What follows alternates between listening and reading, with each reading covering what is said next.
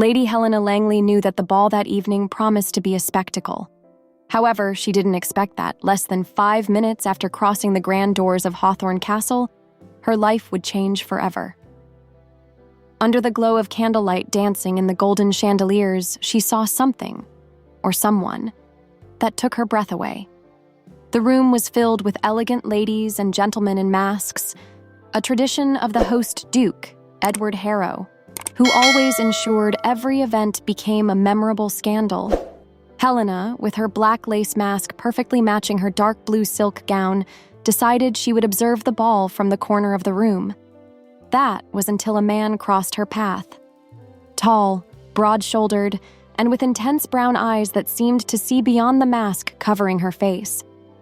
He wasn't just handsome, he was intriguing, almost defiant. Edward Harrow, or as the world knew him, the infamous Duke of Hawthorne, had a reputation that preceded his name. Wounded in battle during the Napoleonic Wars, he had returned to England carrying not only physical scars, but also the burden of a title he had never wanted. The prosthetic leg he wore beneath his formal trousers was a constant reminder of all he had lost, yet he didn't let it weigh him down, at least not in the presence of others. Helena felt a shiver run down her spine when the Duke finally locked eyes with her. He smiled, and it was impossible to tell if it was an invitation or a challenge. "Are you hiding, Lady Helena?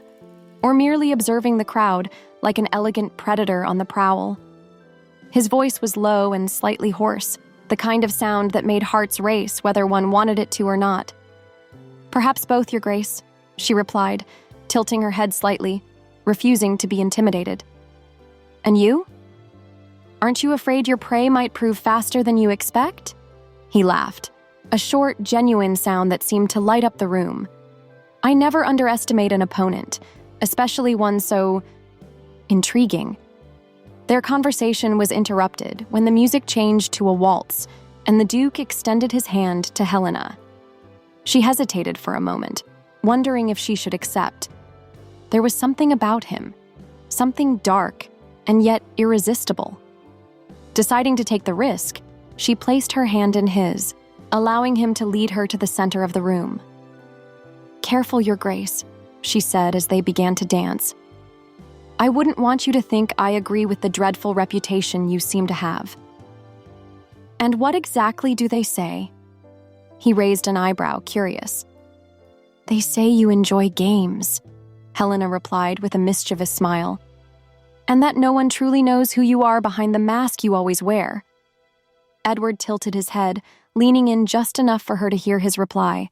"And what if I told you that masks aren't just for hiding the face, but also for protecting what's inside?" Helena blinked, surprised by the seriousness in his voice. But before she could respond, the Duke stumbled slightly, something almost imperceptible to everyone except her. Looking down, Helena noticed the cause. His prosthetic leg had shifted slightly. Edward regained his balance instantly, but the moment didn't go unnoticed. "Are you all right?" she asked, her voice softer now. "Perfectly," he replied with a forced smile, though Helena saw the tension in his eyes. He wasn't used to being vulnerable, especially not in public. When the music ended, Edward led her back to the corner of the room, where no one seemed to notice the faint discomfort he carried. "You're very perceptive, Lady Helena," he murmured. "That can be dangerous." "And you're very skilled at hiding who you really are," she replied, her eyes fixed on his. "That can be lonely." For a moment, the Duke seemed lost in thought, but he soon recovered his charming smile. "Be that as it may, I hope you'll grant me another dance later. After all, I wouldn't want you to think I'm a complete mystery." As he walked away, Helena felt something different. It wasn't just curiosity. It was something deeper, something that told her the masked Duke of Hawthorne had far more to offer than society had ever imagined. The main hall grew louder by the minute, but Lady Helena barely heard the music or the hum of conversations. Her mind remained fixed on Edward Harrow. The man was an enigma, a perplexing combination of arrogant charm and reluctant vulnerability. The brief stumble during their dance lingered in her thoughts, not for what it revealed about his prosthesis, but for the look in his eyes at that moment. As she stood in the corner, distracted by her musings, her ever-perceptive friend, Lady Amelia, appeared by her side. "Helena, you're staring at the Duke of Hawthorne as if you're trying to unravel him." Helena let out a brief laugh, but didn't avert her gaze. Edward was on the other side of the hall, now engaged in conversation with a group of gentlemen, yet he still radiated that carefully cultivated air of self-sufficiency. "Don't worry, Amelia. I'm simply trying to understand how someone can appear so unapproachable yet so magnetic," Amelia suggested, raising an eyebrow with a sly smile. "My dear, be careful. That man has the power to ensnare anyone, and I don't think he knows what to do with hearts that don't belong to him." "I'm not so easily ensnared, Amelia," Helena replied with a touch of defiance. But before she could continue, a servant approached, offering them each a glass of wine. Across the room, Edward Harrow discreetly watched Helena. He didn't know why, but something about her felt different from the other women he'd encountered. Perhaps it was the way she looked at him, without the filter of reverence or adulation he was accustomed to. She saw beyond the masks, and that both intrigued and unsettled him. "The dance with the mysterious Lady Sterling was fruitful, I assume?" asked Lord Trevelyan, an old friend standing beside Edward. He smirked knowingly, and Edward couldn't help but let out a soft sigh. "She is perceptive," Edward replied, choosing his words carefully. "Perceptive?" Trevelyan chuckled. "Not a word often associated with the ladies of our society. Perhaps you found a challenge worthy of you." Edward took a sip of his wine, hiding the smile that threatened to escape. "Perhaps." Meanwhile, Helena decided she couldn't spend the rest of the evening pressed against the wall, lost in thoughts of the Duke. She adjusted her lace mask and made her way toward the garden, where the cool night air promised to clear her mind. She didn't expect to find Edward there, alone, hands in his pockets, his gaze lost in the shadows. "Escaping the crowd, Your Grace?" Helena asked, unable to hide the playful tone in her voice. Edward turned slowly, surprised to see her, but he quickly regained his composure. "Even dukes need a moment of solitude, Lady Helena. And you? Have you come to rescue me from boredom or to share in it?" Helena laughed and stepped closer, crossing her arms as she gazed up at the stars. "Believe me, I'm excellent company for boredom. But I must admit, I didn't expect to find you so human." "Human?" He raised an eyebrow. "And what exactly did you expect? Someone more distant, perhaps, completely at ease in the role of the flawless host." She shrugged as if discussing something trivial, but her eyes remained on him, studying him. "But you're not just the Duke everyone imagines, are you?" Edward hesitated. For a moment, it seemed as though words were on the tip of his tongue, but then he turned away, focusing on the garden's darkness. "And if I told you I'm not? That there are parts of me I'd rather keep hidden?" Helena turned fully toward him, her gaze direct and challenging. "I'd say that's cowardice, Your Grace. After all, we all have parts we'd rather keep hidden, but perhaps those are the ones that matter most." He smiled, but there was a melancholy air to his expression.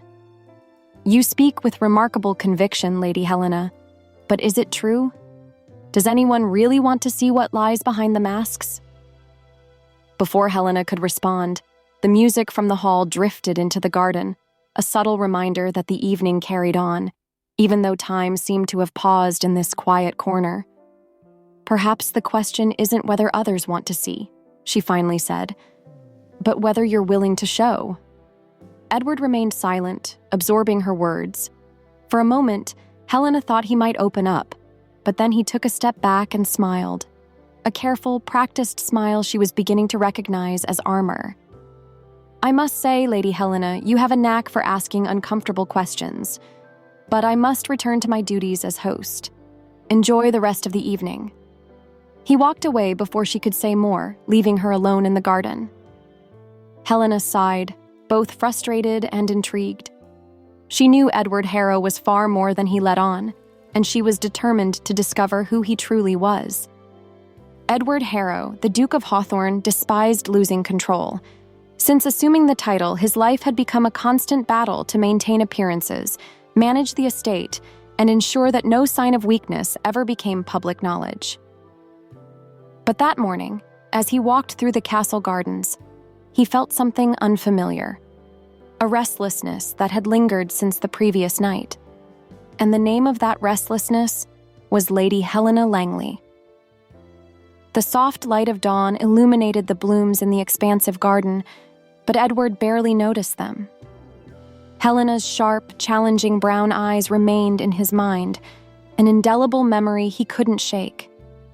There was something about her, a courage, a perceptiveness, that made him question the emotional armor he'd so carefully constructed. She saw him in a way no one else did, and that was both fascinating and terrifying. As he walked, the sound of feminine laughter reached his ears. Turning a corner, he saw her. Helena was seated on a marble bench beneath a rose-covered trellis, talking with Lady Amelia. Her relaxed posture and the easy smile on her lips were almost hypnotic. Edward hesitated, but then decided it would be foolish to avoid the woman who already occupied so much of his thoughts. "Lady Helena," he began, his voice deep and controlled. "The morning is as lovely as the company you seem to keep." Helena looked up at him, and Edward caught a flicker of surprise in her expression before it shifted to something more neutral. "Your Grace," she replied, offering a slight curtsy. "How delightful of you to join us. I thought the responsibilities of running a dukedom would keep you occupied at this hour." "Some distractions are worth indulging," he said, catching the subtle challenge in her tone. Lady Amelia, sensing the peculiar tension between them, excused herself, claiming she needed to find her mother and left them alone. Helena turned her face to him, a playful smile dancing on her lips. "I must admit, I'm surprised to see you here. I thought you preferred the company of contracts and ledgers.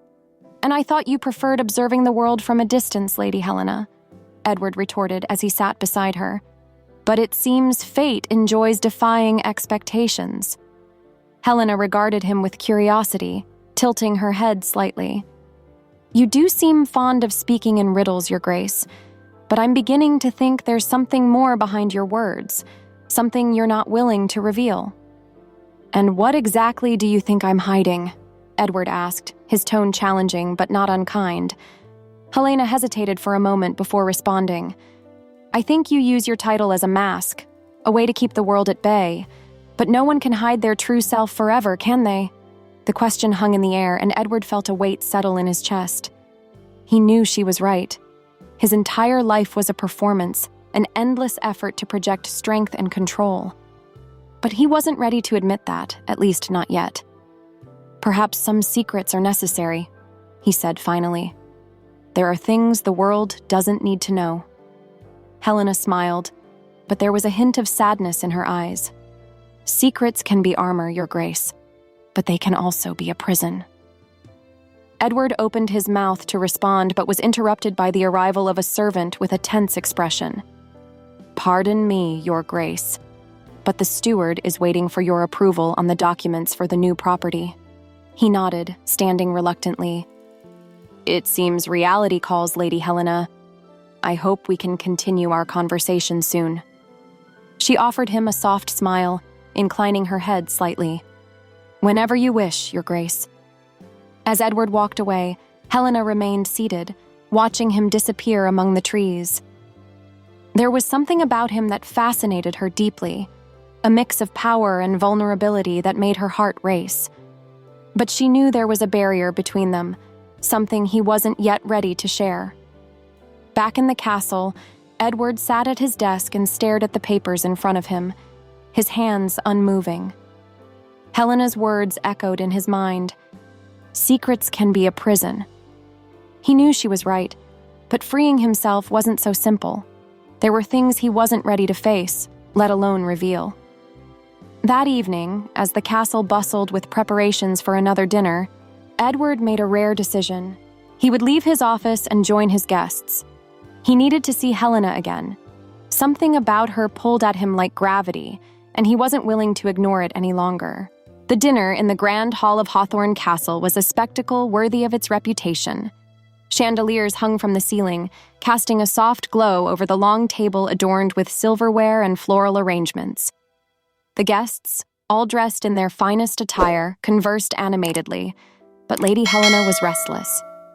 Seated a few places away from the Duke, she felt his presence like an electric current coursing through the room.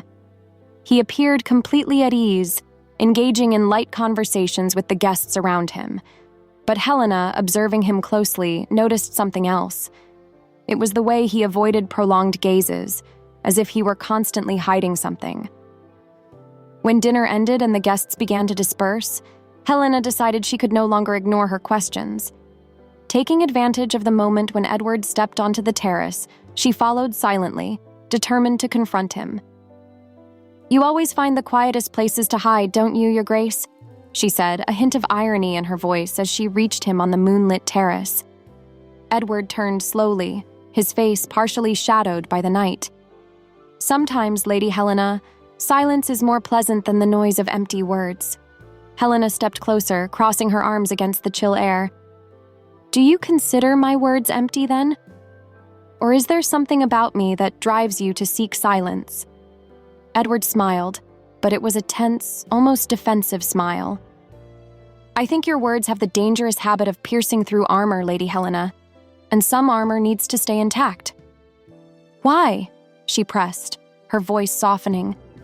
"What are you afraid people will see, Edward?" He flinched slightly at the sound of his name on her lips. For the first time, she had called him that, without formality. It was as if she had breached an invisible barrier, and it made him uncomfortable. And, at the same time, strangely relieved. "There are things a man must carry alone," he said at last, his voice quieter. "Things that don't need to be exposed to judgment or pity." Helena took another step forward, her eyes fixed on his. "Do you think I'm so weak? That I can't bear to hear whatever it is that torments you?" Edward laughed, but there was a touch of bitterness in his tone. "This isn't about you, Lady Helena. It's about me. Some burdens are so deeply rooted that making them visible doesn't ease them. It only makes them more real." For a moment, the silence between them was as dense as the darkness surrounding them. Helena could feel the weight of unspoken words, the conflict clearly consuming him. And then, she realized something. "It's your leg, isn't it? What it symbolizes to you. It's not just a lost part, it's what it represents." Edward stepped back as if struck. "You are very perceptive, Lady Helena. Perhaps too perceptive." "Perhaps," she replied, her voice gentler now. "But that's not a bad thing, Edward. You don't have to carry this alone." He looked at her, and for the first time she saw something crack in his expression. It wasn't weakness, but a flicker of vulnerability he seemed to struggle to contain. "Why do you care so much? Why can't you just accept what you see and move on like everyone else?" Helena smiled faintly, tilting her head. "Because I know what it's like. I know what it's like to carry something others judge. The difference is, I've learned to accept who I am. Maybe I want to help you do the same." Edward fell silent, staring at her as though trying to decipher every word. Finally, he sighed, and when he spoke, his voice was filled with resignation. "You are a remarkable woman, Lady Helena. But even you can't change what the world sees when they look at me." Before she could respond, he turned and walked away, descending the steps of the terrace into the garden. Helena watched him go, her heart heavy with the frustration of knowing he was still trapped within his own barriers. Yet at the same time, she felt something new, a determination to help him break free, even if he didn't want her to. The Hawthorne Castle was abuzz with excitement the following day, as guests prepared for the traditional treasure hunt, an annual event during the Duke's social gatherings. It was a light-hearted competition that encouraged everyone to explore the vast estate and, naturally, showcase their wit and resourcefulness. Lady Helena, however, couldn't decide if she was more intrigued by the challenge itself or the opportunity to see the Duke again. She didn't have to wait long to find him, standing near the stone steps leading to the stables. Dressed impeccably in a dark blue coat, Edward looked every bit the composed host, though his expression was more guarded than usual. Before she could approach him, a tall man with graying hair strode over. It was Sir Alistair Grenton, a neighbor of the Duke known for his sharp tongue and knack for causing discomfort. "So, Hawthorne," Sir Alistair began with a smug grin, "organizing yet another competition to entertain others while you stay on the sidelines, observing." Edward lifted his chin, his expression unreadable. "Not all men need public displays to prove their worth, Sir Alistair. I prefer to let my actions speak for themselves." "Ah, of course," the man replied with a trace of mockery, "though some might argue that certain actions, or their absence, have already spoken volumes." Helena, watching the exchange from a short distance, felt a surge of indignation.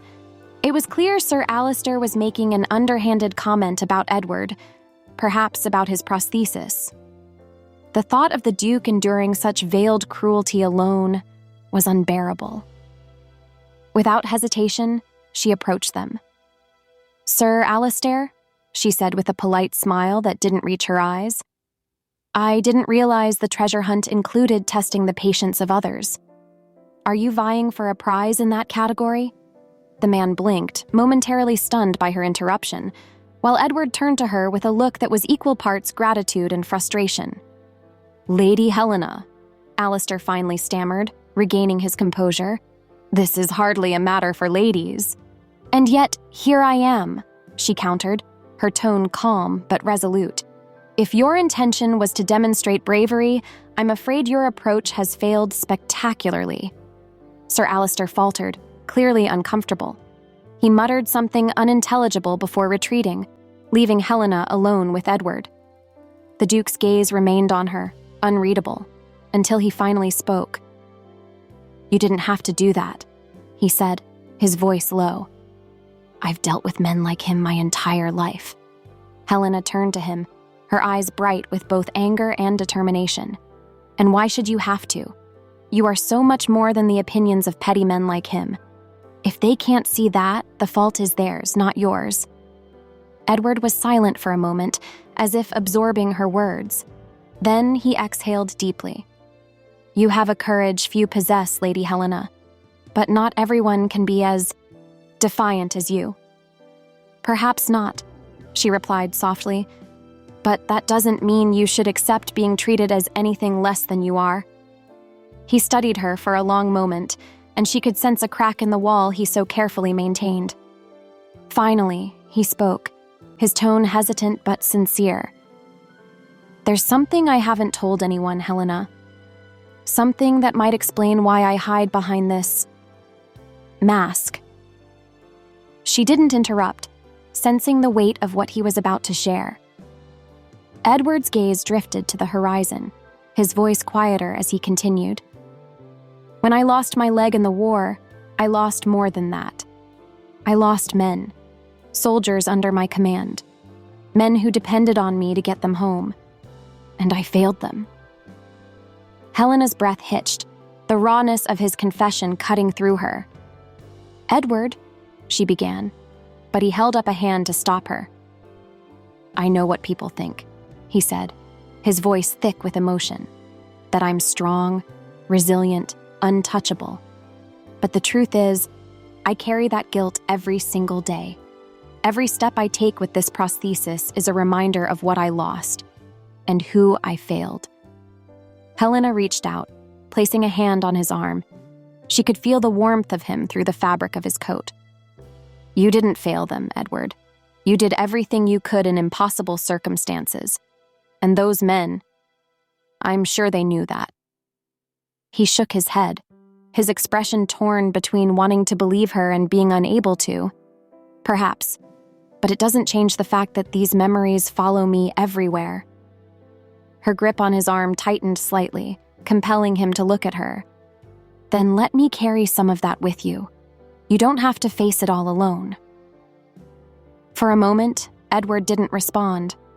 The air between them was thick with unspoken emotions. But then, something in his expression softened, a vulnerability she hadn't seen before.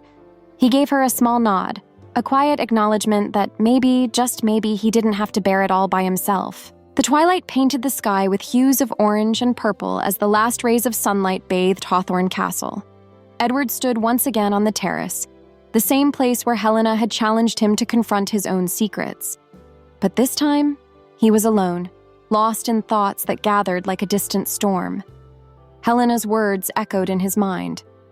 "Let me carry some of it with you." He knew she meant them sincerely, but accepting such an offer felt both like a tempting relief and an even greater burden. To share his pain meant to fully acknowledge it, something he'd avoided for years. From the hall below, Helena watched Edward from afar, unsure if she should disturb him. Since his confession, there had been a new tension between them. Not unpleasant, but heavy and real, like a tightening bond. Amelia approached, holding a glass of wine, and followed her friend's gaze. "Are you going to him?" Amelia asked, a knowing smile on her lips. "I'm not sure," Helena admitted, hesitating. "He looks like he needs space." "Helena, space is what he's had his entire life," Amelia said with a touch of impatience. "Maybe what he needs now is someone who will reach out to him even when he tries to pull away." Ending the conversation with a resolute nod, Helena ascended the stairs to the terrace. As she stepped through the door, the cool evening breeze brushed against her face, but she remained steadfast. Edward, his back to her, turned as soon as he heard her footsteps. "Have you come to scold me again, Lady Helena?"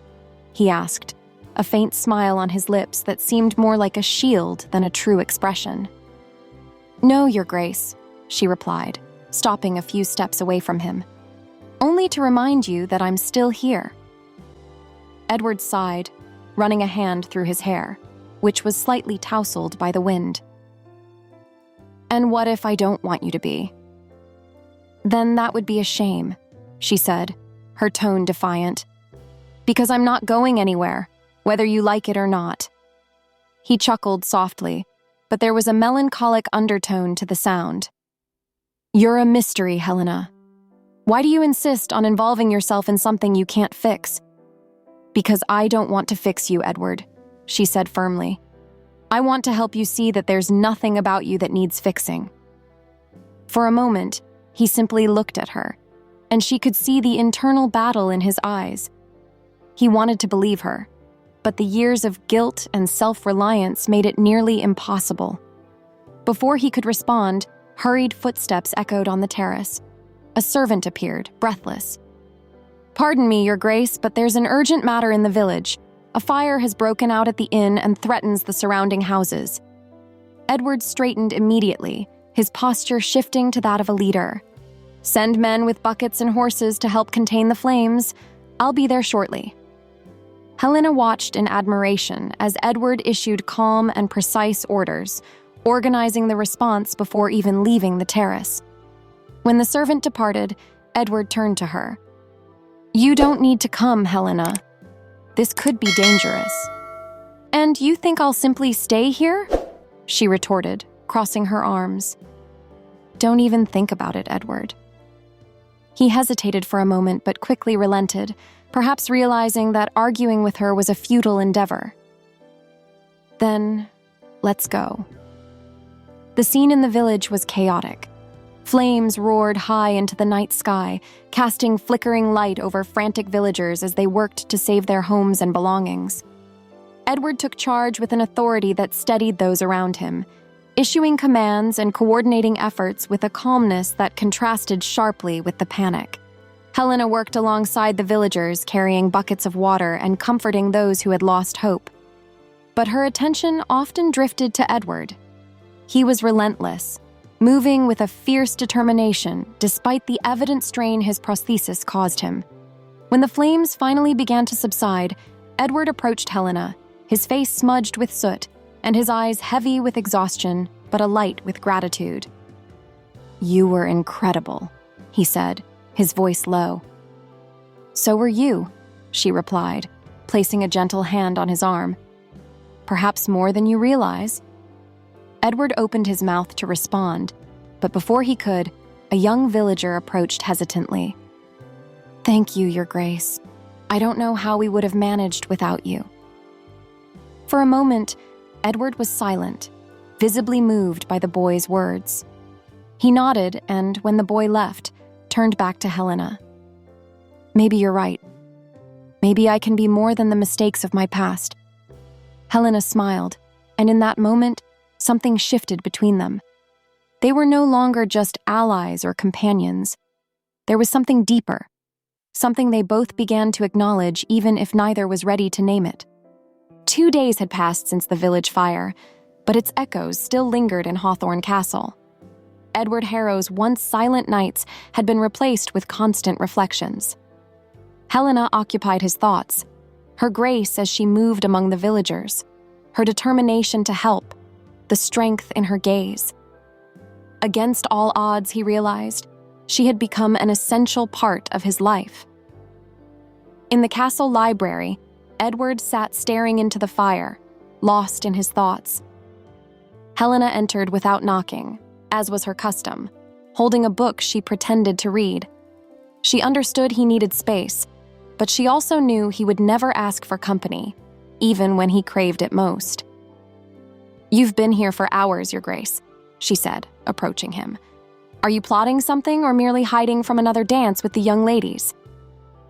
Edward let out a short laugh, but the smile she saw on his lips was genuine.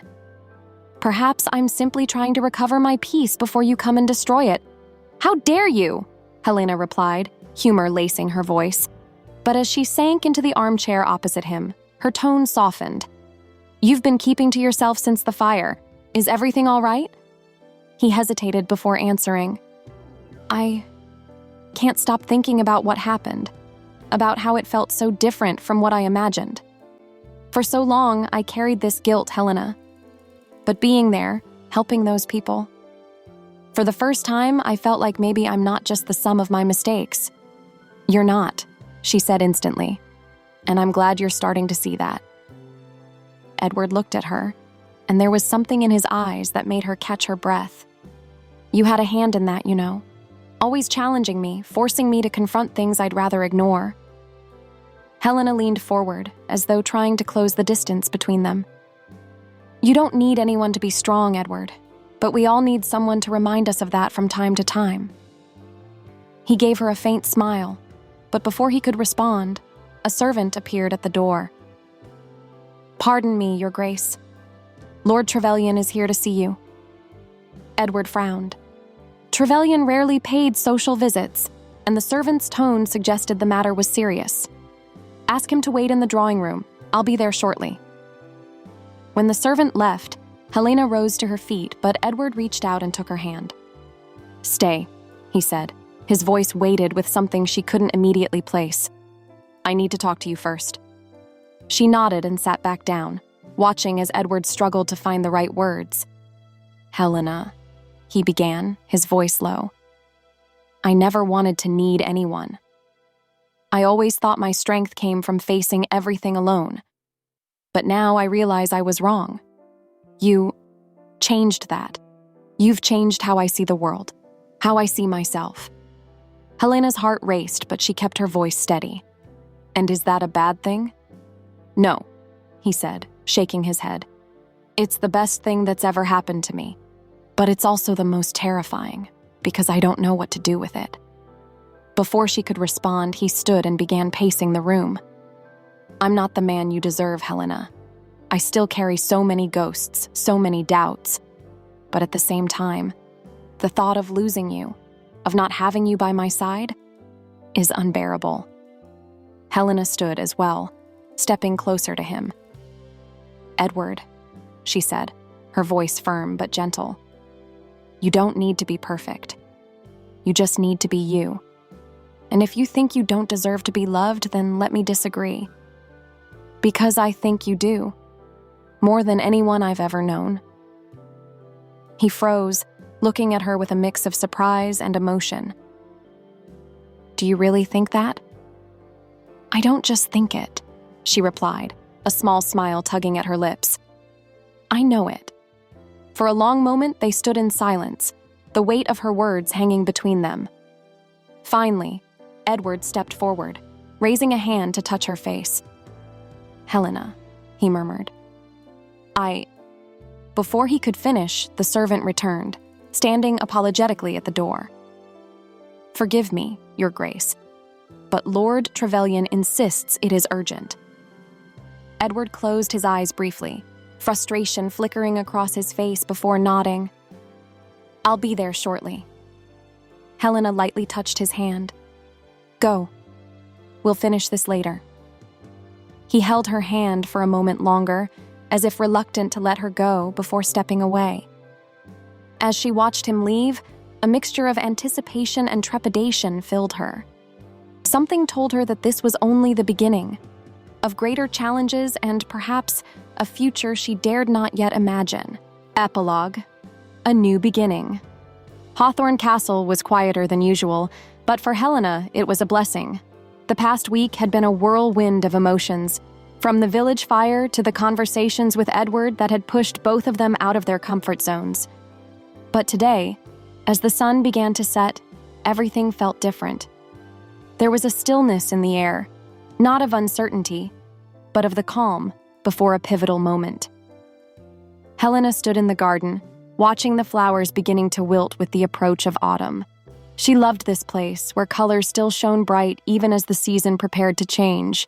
Much like herself, resilient, even in the face of transformation. She didn't hear Edward approach, but she recognized his presence by the soft sound of his prosthesis on the gravel. When she turned, she found him standing a few steps away, hands in the pockets of his coat, his expression both serious and tender. "Is everything all right, Edward?" she asked, trying to mask the nervous flutter in her chest. He gave a faint smile, but there was something in his eyes that made her breath catch. "Yes. For the first time in a long while, I think everything is." He stepped closer, stopping beside her. They stood in silence for a moment, gazing at the horizon. Then, without warning, Edward turned to her, taking her hands in his. "Helena, there's something I've been holding on to for far too long." She froze, her eyes locked on his. "I'm listening," she said, her voice soft but steady. He took a deep breath, as though preparing to dive into deep waters. "I spent years hiding behind masks, convincing myself that I wasn't enough, that the scars I carry, both physical and emotional, made me unworthy of love. But then you came into my life, with your courage, your kindness, and above all, your persistence." Helena opened her mouth to respond, but he raised a hand, smiling. "Wait, let me finish. You made me see that strength isn't about pretending we don't need anyone, but about accepting that we can be helped, that we can be loved, not despite our flaws, but because of them." He took a step closer, so near that Helena could feel his warmth even in the crisp autumn breeze. "Helena, you've changed everything for me, and I don't want to spend another day without you by my side." Edward released one of her hands and, to her astonishment, knelt on the gravel. With a grace that seemed to defy the weight of his prosthesis, he retrieved a small ring from his pocket, a simple gold band with a sapphire at its center. "Lady Helena Langley," he said, his voice trembling slightly but rich with emotion. "You accepted me when I couldn't accept myself. You showed me that there is light even in the deepest shadows. So I must ask, would you do me the honor of becoming my wife and the Duchess of Hawthorne?" Tears welled in Helena's eyes, and she didn't bother to hold them back. Smiling, she knelt beside him, cradling his face in her hands. "Edward Harrow, you are the most stubborn and wonderful man I've ever met. Of course I'll marry you." He laughed, a sound full of relief and joy as he slid the ring onto her finger. Then, uncaring of the gravel or the chilly wind, he pulled her close and kissed her with a passion that sealed not just his proposal, but everything they had endured together. When they stood, Helena looked at him with a mischievous smile. "I suppose we'll need to start planning a wedding, Your Grace." "Helena," he said, squeezing her hand. "With you by my side, I believe we can face anything." And as the sun set behind them, painting the sky in hues of gold and crimson, Edward and Helena took their first step together toward a future as challenging as it was full of love, a new love or a great risk. Imagine discovering that the man you love carries not only physical scars, but also a thirst for vengeance so deep it threatens to destroy everything around him.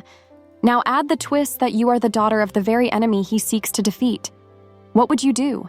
Would you choose love, knowing it might not be returned, or protect your family and everything you hold dear? This is the gripping premise of the video. The Duke wanted to avenge his family but fell in love with his enemy's daughter. A story of romance and moral dilemmas, set against the backdrop of Regency England. Perfect for fans of emotional twists and deep, heartfelt narratives. What did we learn today? Today, we dove into a story where love had the power to break emotional barriers and transform lives. Just like in the recommended video, we saw how strong characters can face deep fears, overcome differences, and embrace new beginnings. Whether set in Regency England or a fictional realm, love always finds a way to challenge the impossible. Your next step. Enjoyed these lessons and tales? Then watch The Duke wanted to avenge his family, but fell in love with his enemy's daughter. You'll be captivated by the dramatic and engaging storyline. Extra tip. In the pinned comment, I've shared links to some of my favorite Regency-era novels. I'm sure you'll love them. Let's get lost in stories as enchanting as this one.